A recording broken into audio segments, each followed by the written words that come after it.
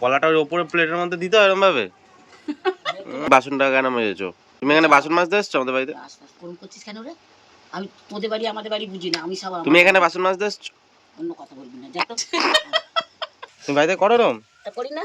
আমাদের এখানে এসে কেমন লাগছে সেটা বলো, ভালো লাগে জোরে জোরে বলো। তুমি যে ইউটিউব করছো। কি করছি? ইউটিউব। নাকটা দাও, নাকটা দাও। কেন পোকা? না নাকটা দাও না, গোলা একবার চোখ ভালো করে দেখো। না না, পোকা আছে, ঢুকে যাবে। পোকা না, নাকটা ভালো করে দিয়ে টানো। ফিশ পন্ডটা দেখেছো তো? এটা মাছটা, হ্যাঁ মাছগুলো। মা এরকম ঝিমোচ্ছ কেন সেটা আগে বলো দেখি তো। আরে ঘুমায়নি মা, ভোরবেলা থেকে উঠে উৎপাত করেছে। খিলটা খুললো, ধমাস করে ছেড়ে দিয়েছে, তো বুঝিনি তো, হঠাৎ করে আওয়াজ হলো। একটা ছোট্ট গল্প তোমাদের বলতে চাই। তখন আমি ক্লাস 8-এ না 9-এ পড়ি। দিদা আগে থেকে বাড়িতে প্ল্যান করে রেখেছিল যে আমি ওখানে গিয়ে চুড়িদার পরে স্নান করব। লাস্টে গিয়ে দিদা এত পরিমাণ রেগে গেছে, তারপর থেকে কোনোদিন আর চুড়িদার পরিও নি। কি করছো? ঠিক আছে, দেখো দেখো।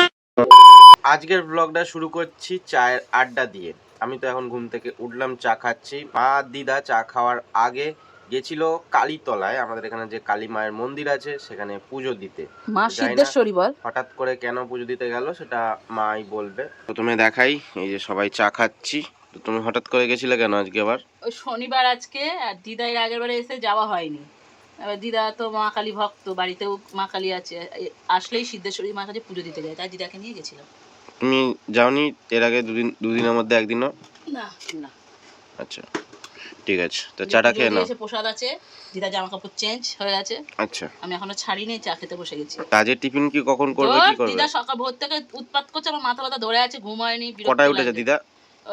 কটায় উঠেছে? উঠে গেছে, উঠে গঙ্গাধারে ছিলাম 6টার সময়। দিয়ে তোমার পাওয়া যাচ্ছে না। বলে ওই চারটে। তা তুমি বাসনটা কেন মেজেছো? কি করব? কি করবো মানে? ঠেলা এমনি। তুমি এখানে বাসন মাজতে এসছো আমাদের বাড়িতে? কোন করছিস কেন রে? তোদের বাড়ি আমাদের বাড়ি বুঝি না, আমি সব তুমি এখানে বাসন মাজতে এসছো? অন্য কথা বলবি না, যা তো। তুমি কি এখানে বাসন মাজতে এসছো? থালা বাটি বাসন? হ্যাঁ এসছি। আমার মেয়ের বাড়ি, আমার জামাই বাড়ি, আমার নাতির বাড়ি, মাজতেই পারি। সারা জীবন তো আর এখানে এসে মাজবো না, যখন আসবো তখন একটু কাজ করি। তোমার দাঁতটা ওরম কেন?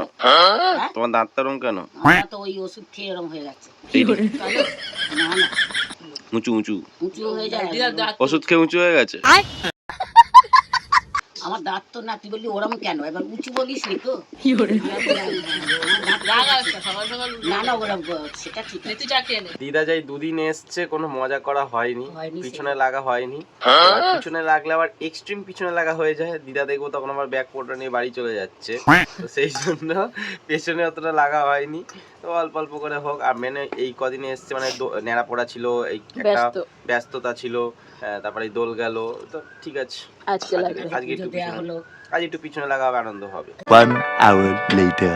চলে আসলাম আবার 1 ঘন্টা বাদে। এখন খাবো টিফিন। আজকে যেহেতু শনিবার, টিফিনে হয়তো নিরামিষ, মানে সারাদিন তো নিরামিষ খাবোই, টিফিনেও নিরামিষ। আর কি তরকারি করেছে জানি না, তো মায়ের কাছ থেকেই জেনে নি। কি করেছো টিফিন বলো? পেঁপে আলু ছোলা। ব্যাস, আমি খাবো না এসব তরকারি। যাও। পেঁপে জানো তো পেঁপে খাই না, তাহলে পেঁপেটা কেন তুমি দেবে? সবকিছু খেতে হবে। আমি তো পেঁপে খাই না, তোমার নিজের মুখে রয়েছে কোথায়, তুমি নিজেই খাও।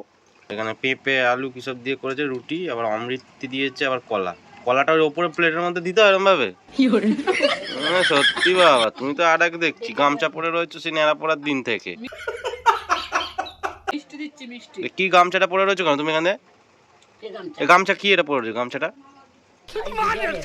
ডিজাইন গামছা, এটা লুঙ্গি গামছার মতন পরে রয়েছো। আরে এরকম উঠেছে, তুই কত নিবি? উঠেছে না পড়বে কেন, বিচ্ছি লাগছে, গামছা পরে রয়েছে। গামছা পরে রয়েছে।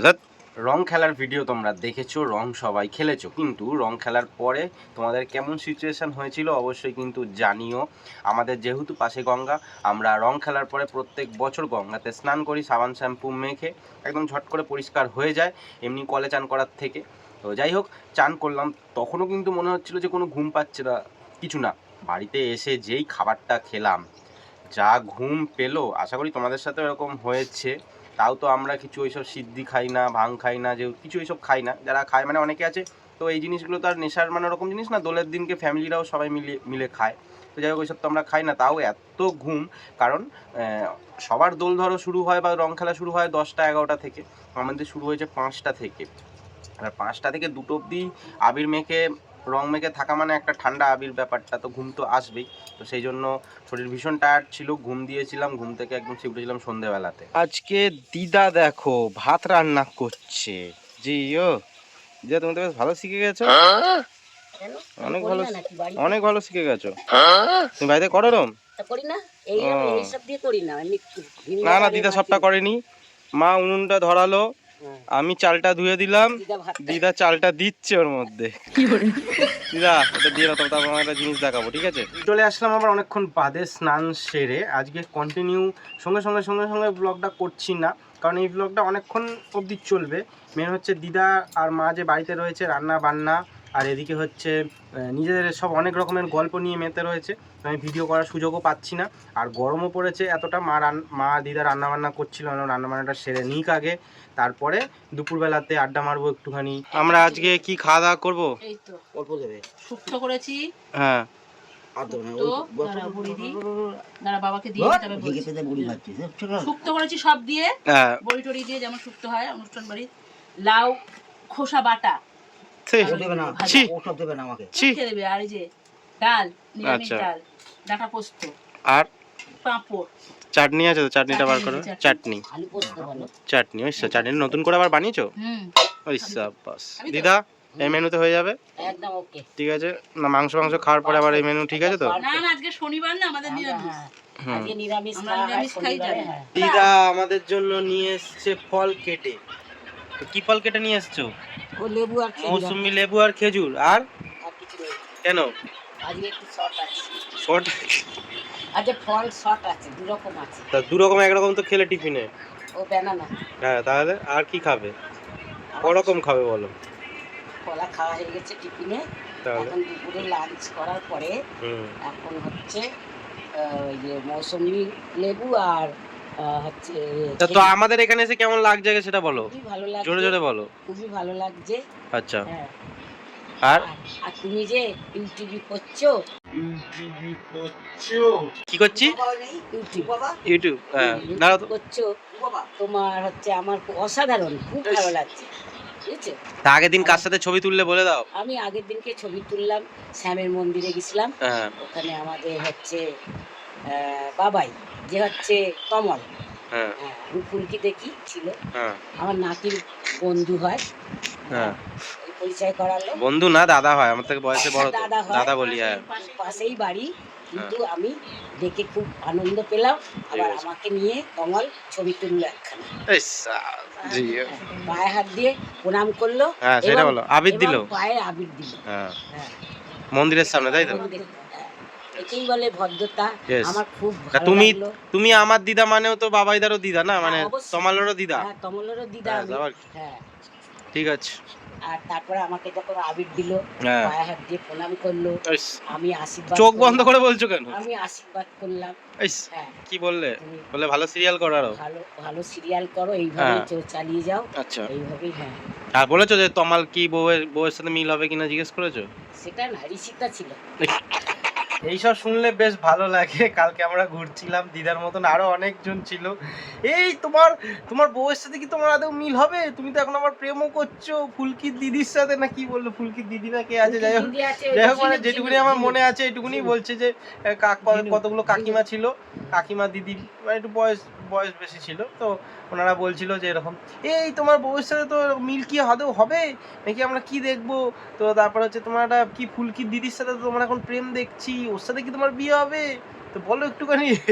তো বাবাইদা মানে ঋদ্ধিসদা বলছে যে ওইসব বললে তো আগে থেকে হবে না। তো বেশ ভালো লাগে এগুলো। বেশ দিদা আসছে, দিদাকে অনেকগুলো জিনিস দেখাবো। তো দিদা প্রথমে দেখো এই যে সোলার বাক্সটা দেখো, সোলার বাক্সটা বুঝতে পারছো এটা? হ্যাঁ, সিমেন্ট ভালো হয়েছে কাজটা। হ্যাঁ, তো দেখো আমরা মানে আমি জল দিয়ে রেখে দিয়েছি একটুখানি গ্যাসটা কাটানোর জন্য, কারণ সিমেন্টের একটা গ্যাস থাকে, আর শুকনো পাতাগুলো দিয়েছি। শুকনো পাতার থেকে যে একটা কষ বেরোবে, ওটা সিমেন্টের গ্যাসটাকে কাটাতে সাহায্য করবে। তো ঠিক আছে, আর একটা জিনিস তোমাকে দেখাবো, আসো এদিকে। গোলাপের ওখানটা যাও, গোলাপটা কেমন হয়েছে বলো? হ্যাঁ, ভালো হয়েছে। তো গোলাপটা বসো, ওখানে একটু বসো, বসতে পারবে? হালকা নাকটা দাও, নাকটা দাও ওখানে। পোকা আছে। পোকা না, নাকটা দাও না গোলাপের মধ্যে, টানো বা নিঃশ্বাস টানো। কি সুন্দর গন্ধ। হ্যাঁ কেমন বলো? হ্যাঁ, খুব সুন্দর। হ্যাঁ গোলাপেরই একটা গন্ধ আলাদা। এই এরকম গন্ধ অন্য গোলাপে পেয়েছো? না। এমনি গোলাপের গন্ধ হয় না, এটা গন্ধ সেন্টেড গোলাপ এটা। কেমন সেন্ট আরেকবার চোখ ভালো করে দেখো। না না, পোকা আছে, ঢুকে যাবে। পোকা না, নাকটা ভালো করে দিয়ে টানো। না বাবা। আরে না গো, এই দেখো এখানে তো নাক দিলে কিছু হয় না, এই তো এরকম ভাবে দেখো না। এই দেখো এরকম ভাবে নাক দিলে কি হবে, টানো আস্তে করে, সুন্দর নাকটা সামনে নিয়ে গিয়ে। হ্যাঁ হ্যাঁ দেখছো? হ্যাঁ কেমন গোলাপ বসিয়েছি তাহলে? একখানা লাল গোলাপ। লাল গোলাপটা তো, হ্যাঁ লাল গোলাপটা যে ফুটবে, কাল পরশু। এই এটা ফুটবে। তো তোমাকে ওটা দেখাতেই নিয়ে আসলাম, কারণ ওই গোলাপগুলো বেশি দিন থাকে না, মানে কালকে থাকবে, দু একদিনের মধ্যেই ঝরে যায়। এখন গরমকাল তো শুকিয়ে যাচ্ছে তাড়াতাড়ি গোলাপগুলো, সেন্টেড গোলাপ বলে। তো ভালো এটা, এটাই দেখানোর জন্য। চলো এবার ফল খাবে। আর একটা জিনিস বুঝতে পারছি না, গোলাপ গাছে এত পোকা আসছে কেন? পোকায় খেয়ে নিচ্ছে পাপড়িগুলো। তো দেখি এবার কোনো ওষুধ দিতে হবে এর মধ্যে, তোমরা যদি জানো অবশ্যই আমাকে জানিও। গোলাপ গাছে যে কোনো ওষুধ স্প্রে করতে হবে, যে কোনো গাছে যে ওষুধ স্প্রে করলে পোকা খাবে না, এরকম ওষুধ আমার জানা নেই। তোমরা যদি জানো অবশ্যই আমাকে জানিও। একদম বিচ্ছিরি করে দিচ্ছে, সবকটা গাছ পোকায় খেয়ে নিচ্ছে, কেমন রাগ ধরে। দিদা চলো। হ্যাঁ আর ফিশ পন্ডটা দেখেছো তো? মাছটা, হ্যাঁ মাছগুলো, হ্যাঁ কত মাছ দেখো, দেখছো পুকুরের মধ্যে কত মাছ। হ্যাঁ এগুলো তো দেখোনি, দুদিন এসছো নেড়া পোড়া দোল ফোল নিয়ে ব্যস্ত ছিলে। হ্যাঁ কোনটা? এটা হচ্ছে অ্যামাজন শর্ট গাছ। হ্যাঁ অ্যামাজন শর্ট।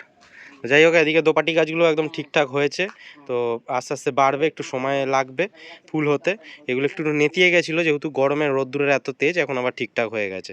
কালকে একটা জিনিস দেখানো হয়নি, কালকে মানে দোল খেলছিলাম, রং খেলছিলাম, দোল উৎসব ছিল, রং খেলছিলাম, তো দিদার একটা কারুকার্য দেখানো হয়নি, হাতের কাজ দেখানো হয়নি। বাবা পাঁচু গোপালের এখানে কি সুন্দর আবিরের আলপনা বা আবিরের রঙ্গোলি যেটাকে বলে দিয়েছে, কি সুন্দর দিদাই দিয়েছে, দিদাই করেছে এটা। তো এটা আগের দিন আমি দেখাতে পারিনি, কেমন হয়েছে অবশ্যই জানিও। দিদার সাথে তো অনেক ইয়ার্কি ফাজলামু করি, এক সময় দিদা আবার আমার উপর চটে যায়, সেই জন্য বেশি আবার ইয়ার্কি ফাজলামু করা যায় না। কারণ এরকম অনেক সব গল্প আছে যেগুলোতে এত রাগিয়ে দিয়েছি, ব্যাস তারপরে অনেক বড় ঝামেলা হয়ে গেছে। ঠিক আছে, রেগে গিয়ে। মা এরকম ঝিমোচ্ছ কেন সেটা আগে বলো দেখি তো। আরে ঘুমায়নি মা, ভোরবেলা থেকে উঠে উৎপাত করেছে। তুমি বাড়িতে কটার সময় ওঠো সকালবেলায়? আমি 6টা। 6টা? আজকে কটার সময় উঠেছো? তাহলে আমাদের সবাই একটু দেরিতে ওঠে, 8টার পরে 9টায়, মা ওঠে 9টার দিকে, 8টার দিকে, তুমি 6টায় উঠেছো। তোমাকে বলেছে বাসন মাজতে না, তুমি কেন বাসন মেজেছো, সবকিছু করেছো। হ্যাঁ ভুর করে বাথরুম খোলা আওয়াজটা আসছে, যে গামলা কলটা খুলে গামলা পাতালে দরজাটা দিয়ে দিলে আওয়াজটা আসে না, ওই আওয়াজ আসছে। বাসন মাজছে, খিলটা খুলে ধমাস করে ছেড়ে দিয়েছে, তো বুঝিনি তো, হঠাৎ করে আওয়াজ হলো, মাথা ধরে গেছে। একটা ছোট্ট গল্প তোমাদের বলতে চাই। তখন আমি ক্লাস 8-এ না 9-এ পড়ি, আমরা গেছিলাম সবাই মিলে পুরীতে। এইবারে পুরীতে গেলে সমুদ্রে চান, এবার সমুদ্রে যে চান করা হয়, ছেলেদের তো কিছু ব্যাপার না, জামা প্যান্ট পরে থাকে, মেয়েরা তো আর শাড়ি পরে, বা মেয়েরা বা বউরা বা কাকিমা জেঠিমা দিদিমা যেই বলো না কেন, শাড়ি পরে স্নান করতে পারে না। এবার আমার মা মাসি সবাই যারা ছিল জানে চুড়িদার পরবে, চুড়িদার পরে স্নান করবে। এবার দিদা তো শাড়ি পরেই স্নান করবে। এইবারে দিদা আগে থেকে বাড়িতে প্ল্যান করে রেখেছিল যে আমি ওখানে গিয়ে চুড়িদার পরে স্নান করবো। এইবার চুড়িদার কিনে হচ্ছে, সেটা কাউকে বলেনি। আমরা তো ছেড়ে দাও, আমি বাচ্চা, ঠিক আছে, একদম 8-9-এ পড়ি, ছোট্ট একদম। মাকে বলেনি, মাসিকে বলেনি, আরো যারা যারা ছিল কাউকে কিচ্ছু বলেনি যে চুড়িদার। ওখানে গিয়ে বার করেছে যে আমি চুড়িদার পরে স্নান করতে যাব। এইবারই আমার মধ্যে দুষ্টু বুদ্ধিটা এসছে যে চলো এইবার কিছু বলতে হবে। এইবার দিদাকে খচানো শুরু করেছি। লাস্টে গিয়ে দিদা এত পরিমাণ রেগে গেছে, দিদা তো চুড়িদারটা পরলোই না, স্নান করতে গেল না, আমরা স্নান করতে গেলাম, তারপরে মনে হয় দুপুরবেলাতে খাইও নি। মানে এত একটা এই ক্লাস 8-এ পড়ে একটা 15-14-12 বছরের একটা ছেলে এত খচিয়েছে, তার জন্য এত রাগ। তাহলে ভাবো একবার, এরকম একটা গল্প বললাম, আবার অন্যদিনকে আবার একটা গল্প বলবো, কারণ এত গল্প সবকিছু মনে থাকে না, এক এক সময় এক এক রকম এরকম খচে যায়, মানে এত খচে যায়। ভাবো পরিওনি চুড়িদারটা, তারপর থেকে কোনোদিন আর চুড়িদার পরিওনি। এই এখন শুনছে, আর এই যে বসে বসে শুয়ে শুয়ে হাসছে আবার। আর দিদা যদি ওই দিনকে চুড়িদার পরতো, তাহলে জীবনে প্রথমবার চুড়িদার মনে হয় পরতো, কোনোদিন চুড়িদার পরেনি, ওই দিনকেই ফার্স্ট পরতো। মানে পরে হয়তো বাড়িতে দেখেছে ঘরের মধ্যে যে ঠিকঠাক হয়েছে নাকি ফিটিং, হ্যাঁ। এবার পরতো মানে এমনি পরে বেরোতো, সেই দিন পরিনি, তারপর থেকে আর কোনোদিন পরিওনি চুড়িদার। আমার জন্য জীবনে কোনোদিন চুড়িদার পরা হলো না দিদা। এখন আর শুধু নাইটি পরে এখন। হ্যাঁ নাইটি পরে সেটা আলাদা, হ্যাঁ। কিন্তু চুড়িদার পরার একটা যে শখ ছিল, চুড়িদার আর আমার জন্য আর পরতে পারিনি।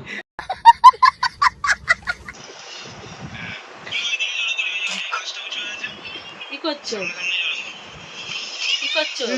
ওরে বাবা রে। ঠিক আছে, দেখো দেখো দেখো দেখো কিছু করছি না। দেখো দেখো, কি দেখছো ফোনে? ওরে বাবা রে, আমার ন্যাড়া পড়ার ভিডিও ন্যাড়া দেখছো, পড়া দেখো video দেখছি। এইরকম ভাবে এত উঁচু করে ফোনটা ধরে রেখেছো কেন তুমি?